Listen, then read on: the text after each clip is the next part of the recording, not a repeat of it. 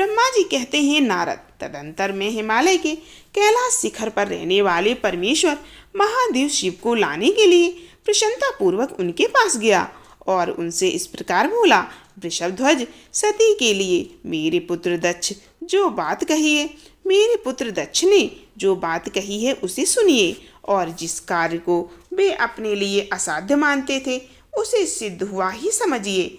दक्ष ने कहा है कि मैं अपनी पुत्री भगवान शिव के ही हाथ में दूंगा, क्योंकि उन्हीं के लिए यह उत्पन्न हुई है। शिव के साथ सती का विवाह हो, यह कार्य तो मुझे स्वतः ही अभीष्ट है। फिर आपके भी कहने से इसका महत्व और अधिक बढ़ गया।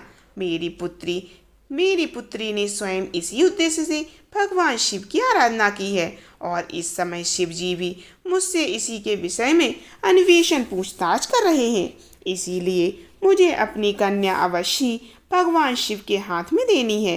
विधाता, वे भगवान शंकर शुभ लग्न और शुभ मुहूर्त में यहाँ पधारे, उस समय मैं उन्हें शिक्षा के तौर पर अपनी यह पुत्री दे दूंगा।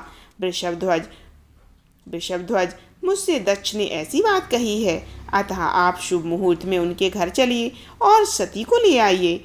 मुने, मेरी यह बात सुनकर भक्त वत्सल रुद्रलौकिक गति का आश्रय ले हंसते हुए मुझसे बोले, संसार की सृष्टि करने वाले ब्रह्मा जी, मैं तुम्हारे और नारद के साथ ही दक्ष के घर चलूंगा, अतः नारद का स्मरण करो।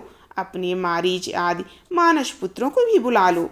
विधे, मैं उन सब के साथ दक्ष के निवास स्थान पर चलूंगा। मेरे पार्षद भी मेरे साथ रहेंगे। नारद लोकाचार निर्वाह में लगे हुए हैं। भगवान शिव इस प्रकार आज्ञा देने पर मैंने तुम्हारा और मारीच आदि पुत्रों का भी स्मरण किया। मेरे याद करते ही तुम